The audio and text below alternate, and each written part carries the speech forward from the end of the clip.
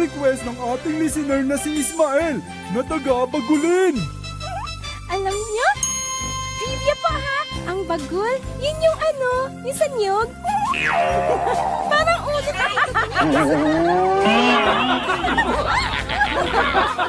Heto po ang sabi niya.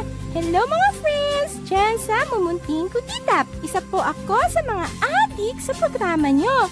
Lagi kong inaabangan ang inyong programa. Request ko lang, sana na mag-adventure kayo sa time na nagrebelde si Absalom. Maraming salamat po. May adik pala. Sa programa. Ito na po mga friends, mag-adventure na kami sa request ng isa sa mga avid listeners natin na si Israel. O yan mga friends, kilala niyo ba si Absalom? At alam niyo ba kung bakit siya naging rebellious? Kaya kung wala pa kayong idea kung sino siya, halina po kayo mga friends. Sabay-sabay na po natin itong alamin at tuklasin. Tama si Candy. Kaya't sama-sama at magbuklod-buklod na po ang bawat pamilya sa buong Pilipinas para makarinig ng Mumunting Kutitap. Nakoy! Dahil tunay nga po na napakasarap makinig ng story at nanggaling sa Bible. Kaya heto na po mga friends, magpadala na po kayo ng inyong mga messages para sa inyong mga mahal sa buhay. I-text na lang po ang inyong mga comments or greetings sa aming MK number. Ito po ay 0920-594-1049. Ito po ay 0920-594-1049. O ayan, text na po kayo. Kaya wag na po kayong maglipat ng inyong mga station dahil magbabalik po ang inyong mahal na programa. Siyempre, walang iba kundi ang programang inaabangan ng buong bayan. Mumunting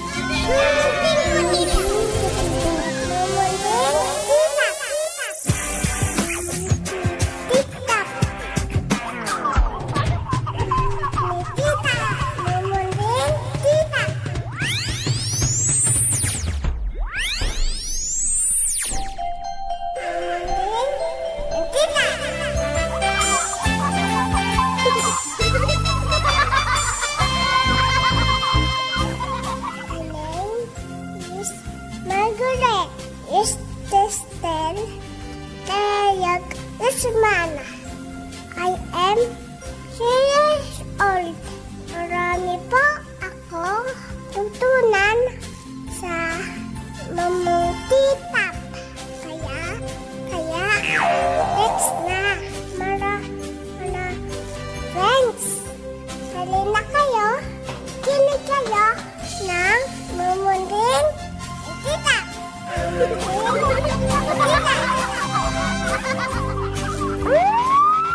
O mga kaibigan, heto na naman po ang kaibigan nyo mula sa Office of Civil Defense na lagi nagpapaalala sa inyo ng pagiging handa ng buong pamilya.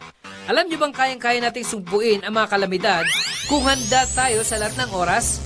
Ang ibabahagi po sa atin ngayon ni Kapitan Tanggol ay ang tamang kaalaman sa paghahanda ng emergency kit. Ano nga ba ang emergency kit? Kaya nga, kumuha na po kayo ng inyong mga papel at panulat para wag makalimutan. Or, kung magaling naman ang inyong memorya, makinig na lang po kayo ng mabuti dahil ang tamang kaalaman ay kahandaan. Kaya nga po, lagi niyong samahan ang tagapagtanggol ng bayan na laging nangangampanya sa kabutihan ng lahat. Si Kapitan Tanggol. Kaya narito naman pong muli ang katanungan ng bayan. Safe ka ba? Safe ka ba? Safe ka ba? Safe ka ba? Safe ka ba?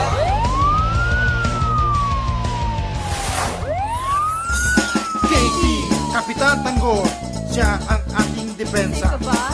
KT, Kapitan Tanggol, sa disaster karamay siya. Safe ka ba?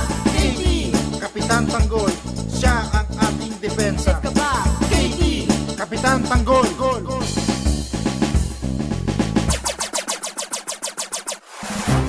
Makakaiwas po tayo sa malagim na trahedya kapag tayo po ay laging handa. Heto po ang dapat tandaan sa anumang oras ng kalamidad. Alam nyo ba kung ano ang emergency kit? Ito ay ang mga kagamitang maaaring dalhin, lalo na kung kinakailangan lumikas ang pamilya sa oras ng disaster. Dapat ihanda ang first aid kit at huwag kakalimutang isama ang mga gamot para sa mga pangunahing panglunas. Importante pong meron kayo nito sa bahay. Gamot sa lagnat, LBM, sugat, at iba pa. Siguraduhin din pong mayroong nakahandang battery ang inyong mga flashlight, kandila, at posporo o lighter. Huwag na huwag din kalimutang magkaroon ng radyong de baterya. Mahalaga ito para tuloy-tuloy na mamonitor ang mga pangyayari sa inyong paligid. Kailangan din laging may nakahandang inuming tubig sa saradong lalagyan at mag-ipon sa mga balde o drum. Mag-ipok din ng mga pagkaing di madaling masira, kagaya ng canned goods at mga noodles. Mainam rin na ihanda ang mga kumot, malinis na damit, kapote, bota, tissue, at mga sanitary supplies. At ang panghuli, ilagay ito sa matibay at malaking plastic na lalagyan. Lagi niyo pong tandaan na ang tamang kaalaman ay kahandaan. Ito po si Kapitan Tanggol na laging nagpapaalala sa inyo, safe ka ba? Hanggang sa muli, paalam! O ayan, sana ay alam nyo na kung anong ihahanda ninyo sa inyong emergency kit. Kaya lagi pong tumutok sa paborito nyong programa para sa mga susunod pang mga kaalaman para lagi maging handa. Dito lamang po sa programang lagi nyong inaabangan, ang Mumunting Kutitaw. Kung meron pa kayong katanungan tungkol sa Safe Ka Ba program at para lagi maging handa, i-text nyo lang po ang numerong ito, 0920-594-1049. Ito po ay 0920-594-1049. At kung nakatulong naman po sa inyong buhay ang Safe Ka Ba program, maaari nyo rin po itong i-text sa amin o tumawag sa numerong ito, 0920-594-1049. That's 0920-594-1049. O sige, antayin po namin ang mga text ninyo patungkol sa Safe Ka Ba program. Safe Ka Ba? Safe ka ba? Safe ka ba? Safe Ka Ba? Ang paalala pong ito ay mula sa Cordillera Regional Disaster Coordinating Council, Office of Civil Defense, Transworld Radio Philippines at ng himpilang ito.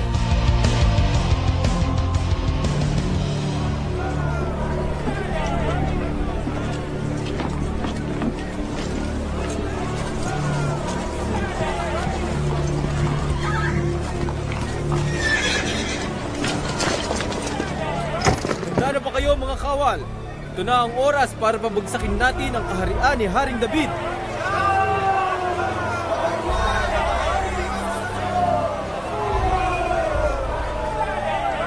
Ngayon, maghanda kayong lahat dahil sa gabi ding ito, wawakasan na natin ang paghahari ng aking ama.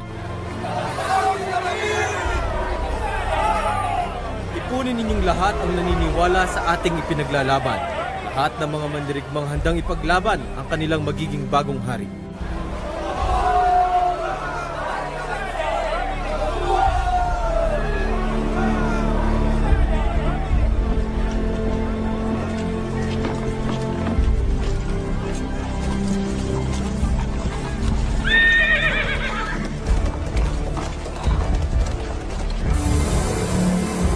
Mahal na Haring David, kailangan na po nating tumakas sa Jerusalem sa lalong madaling panahon.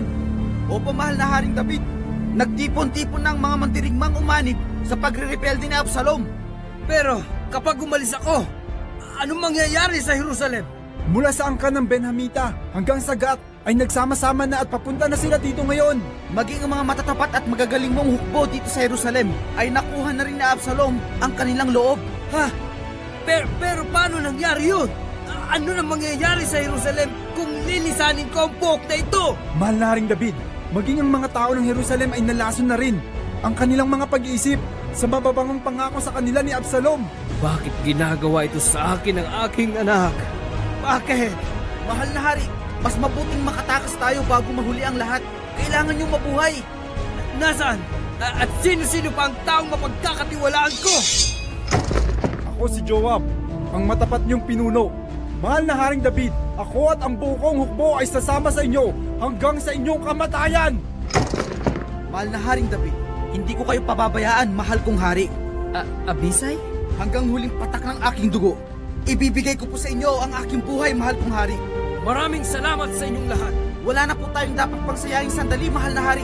Tayo na po! Kung ganoon, tayo na! O Tim, ayun si Haring David. Paalis na sila ng Jerusalem. Naku, Tim! Nagkakagulo na, dalian natin, dali! Dapat makasama tayo kay Haring David! Haring David, saan po kayo pupunta? Pwede po ba kaming sumama? Aba mga bata, bakit kayo na parito? Hindi kayo pwedeng sumama. Lubang mapanganib para sa inyo. Mahal na Haring David, kami po ay nasa inyong panig. Mahal na Hari, paparating na ang hukbo ni Absalom. Kailangan na po nating makalis sa lalong madaling panahon. Ganun ba? Kung ganun, kayo mga bata, dalian nyo! Sumama na kayo sa amin!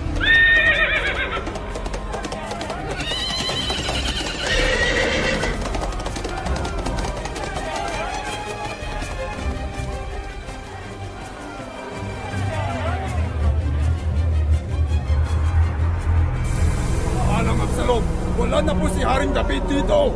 Nahalughog na po namin ang buong kaharian. Kung gayon, naduwag ang aking ama. Ako na ngayon ang bagong hari. Ako na!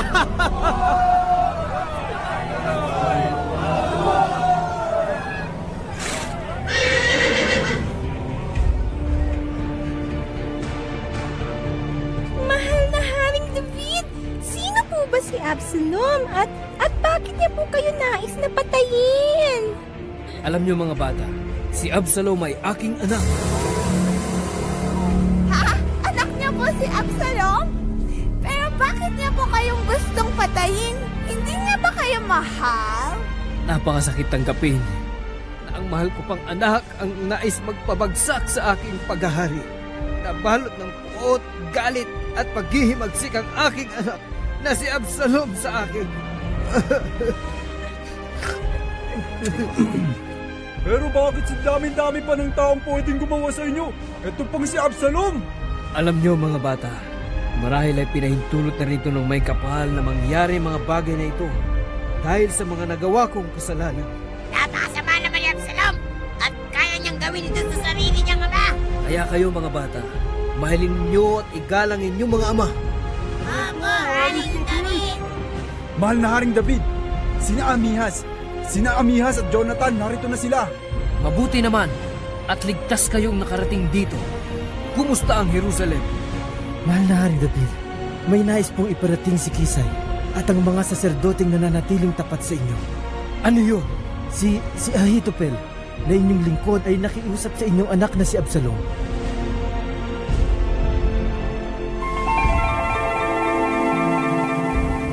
Absalom! Kailangan na nating burahin ang inyong amang si David. Sa mundong ito, papiliin mo ko ng 12,000 magigiting na mandirigma upang tugisin si David. Sigurado akong pagod na siya ngayon at nanlulupaypay. Napakaganda ng iyong naisip, Ahitofel. At sigurado akong madali na natin silang matutugis at ang mga kasama niyang kawal. Kung gayon, ihahanda ko na ang mga kawal na pamumunuan ko. Sandali lang, kailangan ko munang tanungin si Kisay. Isa siya sa mga magigiting na mandirigma ng aking ama. Sigurado akong mayroon siyang maipapayo sa akin.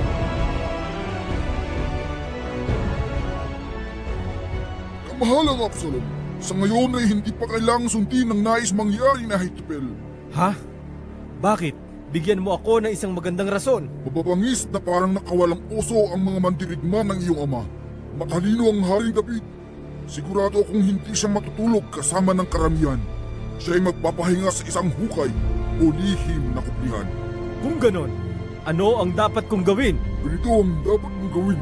Hintayin muna nating magtipo ng mga mandirigma ng Israelita sa Dan hanggang sa Beersheba at pagkatapos noon ay pagunahan mo sila sa pagsalakay. Napakagandang plano. Sa wakas ay mawawala na rin si David.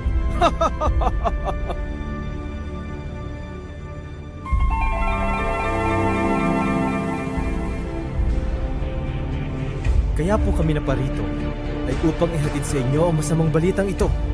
Maraming salamat sa inyo. Kung gayon, ay walang matutulog at magpapahinga sa gabing ito. Kailangan na nating lisanin ang buok na ito. Haring David, saan na po tayo pupunta ngayon? Oo nga po, inuubo na po yung iba.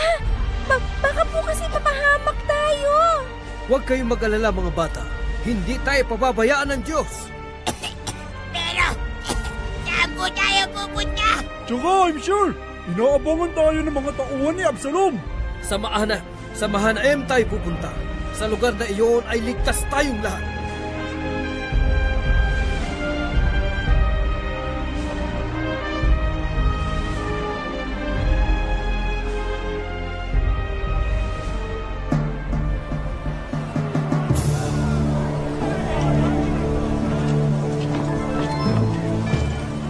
Makinig kayong lahat ng bayan ng Israel.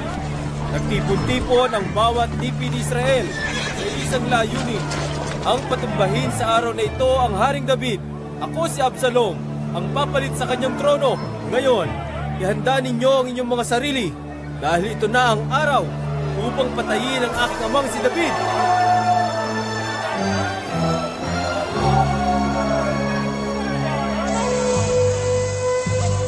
Mahal na Haring David, narito na po ang lahat ng mandirigmang panig at tapat sa inyo. Ilan ang mga magigiting na sundalong nasa panig natin, Joab? Mahigit 3,000 mandirigma lamang po. At ang mga kay Absalom ay mahigit kumulang sa 30,000 mandirigma. 3,000 mandirigma laban sa 30,000 mandirigma? Isa itong pagpapatiwakal, Joab. Subalit kamahalan, ang mandirigma pong ito ay subok na magigiting at matatapang. Ngayon, tipunin silang lahat at pangkatin mo ito sa 3 pangkat at maglagay ka ng pinuno sa bawat pangkat. Masusunod po. Makinig kayong lahat, mga magigiting na mandirigma. Tandaan nyo ang araw na ito dahil hindi ito kailanman makakalimutan ng sinumang taong mabubuhay sa mundo nito. Ang bawat mandirigmang nakikita ko ngayon ay magbubuwis ng kanilang buhay para sa kanilang hari laban sa isang napakalaking hukbo. At hindi ko kayang makita na bumagsak ang bawat isa sa inyo na wala akong ginagawa. Kasama niyo ko hanggang sa aking kamatayan. Mahal na Haring David, kung kami po'y malulupig at mapatay ang kalahati sa aming hukbo, ay wala kaming halaga sa aming mga kaaway. Subalit ikaw ang magiting na hari at isang magaling na mandirigma. Hindi po namin kayo mapapayagang umahon kasama namin. Subalit kailangan niyo ko at marapat lang na ibuwis ko rin ang aking buhay para sa mga kawal na katulad niyo. Tungkulin po naming pangalagaan ang inyong kaligtasan. Malupig man ang lahat ng mandirigmang ito, subalit ang katumbas nyo'y 10,000 mandirigma. Maraming salamat sa iyong katapatan, Joab. Mga magigiting na mandirigma!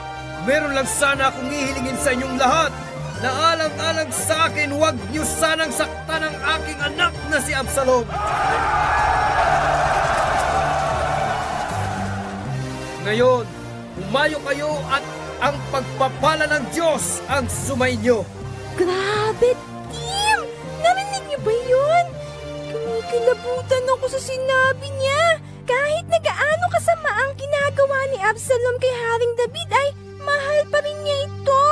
Oo nga, Gilay. Grabe! Bakit ba naman kasi nagre-rebelde pa si Absalom kay David? Sala nga, Tim.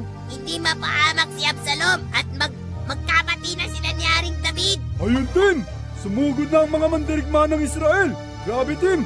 Super dami pala talaga ang hukbo ni Absalom. Anong klaseng anak yan si Absalom?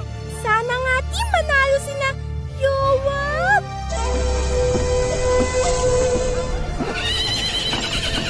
Ngayong araw na ito, wala ni isa mang susuko at magpapahintulot na saktan nila ang ating Haring David. Tayo na at ipakita natin sa kanila ang bangis ng mga magigiting na mandirigma ng Haring David!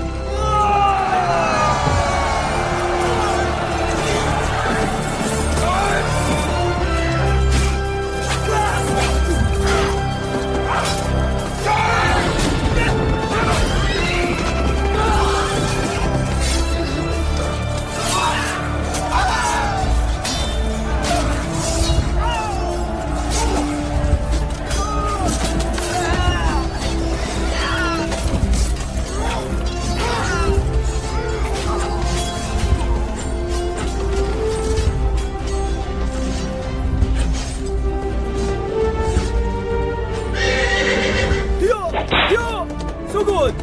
Dalayan ninyo! Mapagsakin ninyo si Haring David! Ya! Ya! Ha! Aba! Isang puno! Ho! Ang aking ulo! Hindi ako makalis! Mga kawal! Tulungan ninyo ako! Ang ko! Ang hirap talagang alisin! Aba, Pinunong Joab, naroon si Absalom. Ngayon, nasabit po ang kanyang mahabang buhok sa isang sanga. Kawal! Ano pang ginagawa mo? Bakit hindi mo pa siya tinapos? Ipagpatawad niyo po, hindi ko po kayang saktan ng anak ng hari. At piling niya, huwag sasaktan ng kanyang anak. Kung gayon, ako ang tatapos sa taong lumapastangan sa aking pinakamamahal na hari. Narito ang 3 sibat para sa iyo, Absalom! Joab, maawa ka! Huwag mong gawin ito sa akin! Huwag! Narito ang unang sibat para sa aking hari! Ito ang pangalawa! Ito naman ay para sa akin! At ang pangatlo ay para sa buong Israel! Na iyong dinala sa malaking himagsikan!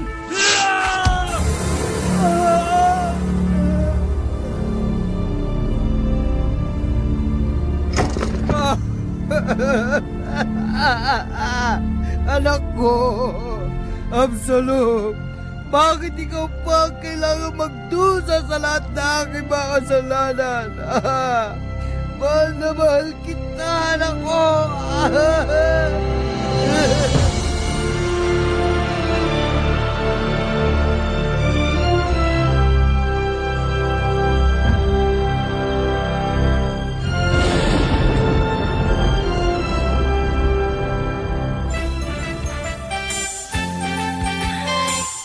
Ayan mga friends, especially kay Mr. Ismael Bagulin.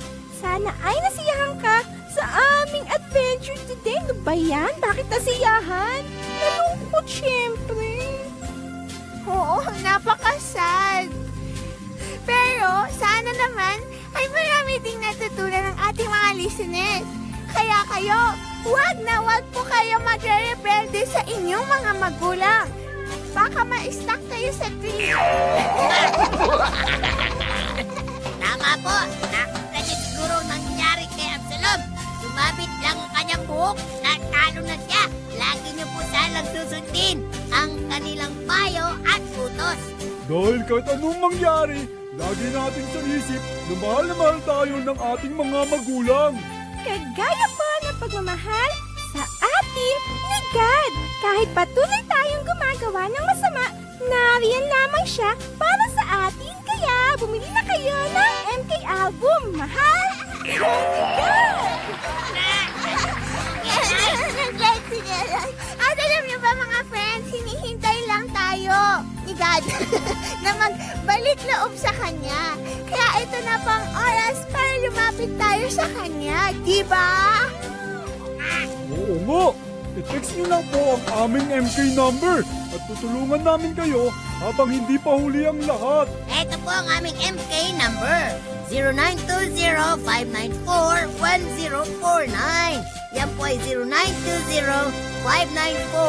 0920-594-1049. Kaya, text na po kayo. Oo nga, text na kayo. O paano yan mga friends? Ubus na naman po ang oras namin. Sana ay samahan niyo na naman kami next week sa isa na namang matinding adventure. Dahil isa na namang masayang paglalakbay ang pagdadalhan namin sa inyong lahat. Ako po muli si Candy, ang inyong sweet friend. At siyempre, don't ever forget my name, Tuknoy the Forever Good Boy. Kaya, wag na wag kayong magiging pasaway para walang away. At ako naman po muli, si Makoy, ang batang mahilig sa Machoy. Yes! Yes! Sarap yun. And of course, your cutest friend on air na si Galay, ang batang mahilig sa green na gulay. Sabi nga, you are what you eat na. Totoo yun. So mga friends, hanggang sa susunod, ito po ang programang laging magpapasaya sa inyong weekend. Ang isang programa ng bayan, ang Mabuting Kutika! Ay!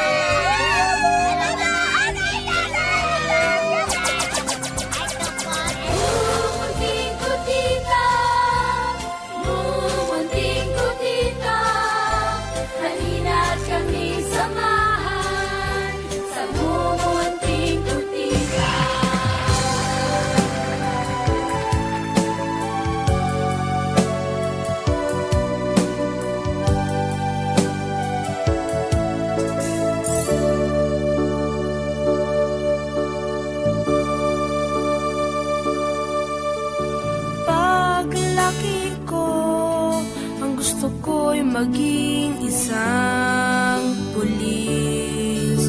Humawak ng baril at tumakbo ng mabilis.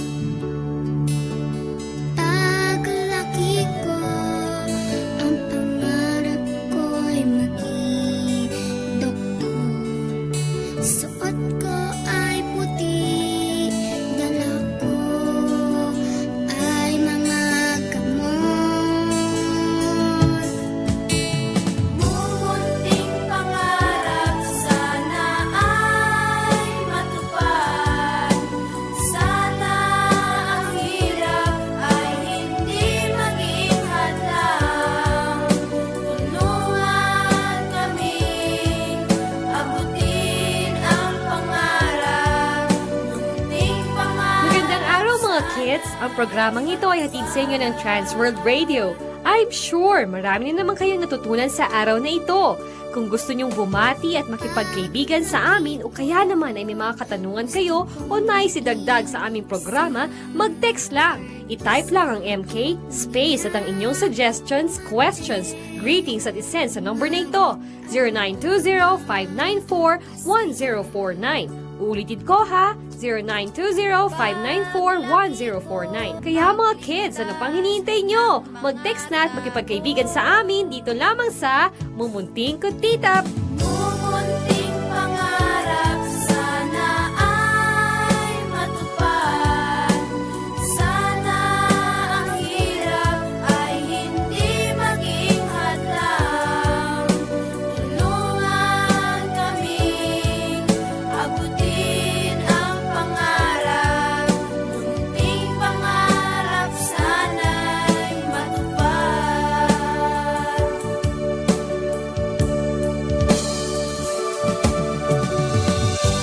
Lahat ng tao ay may kanya-kanyang pangarap. Tulungan niyo kami, ito ay matupad. Munting pangarap sana ay matupad.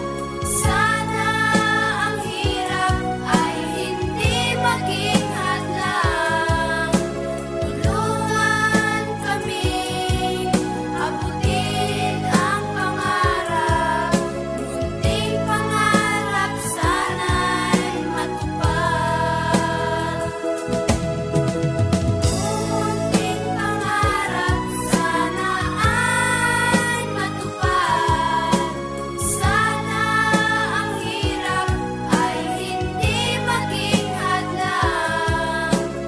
Tulungan kami abutin ang pangarap.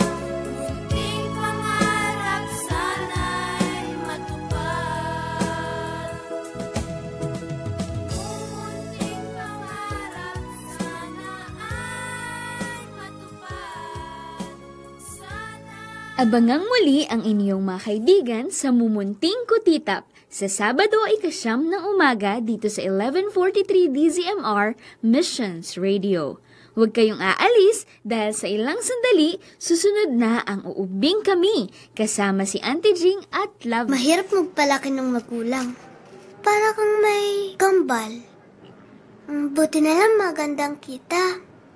Mataas kasi ang demand sa mga kasing bata ko. Lalo na sa mga foreigners. At ito lang naman ang webcam sa bahay eh. So kahit anong oras pa sila tumawag, masasagot ko. Wala masyadong free time. Kung hindi ako nakatutok sa webcam, naglalaba ako o kaya nagluluto. Ganun nga siguro pag single child. Ikaw lahat. Pangarap ko lang naman bigyan sila ng magandang buhay. Nakakapangilabot, di ba? Lalo na ang pagdami ng magulang na nagbubugaw ng sariling anak sa internet. Kung may alam ka, itawag agad sa 021343. Kapag hindi mo isinumbong, para ka na ring sumang-ayon. Panawagan mula sa Interagency Council Against Child Pornography.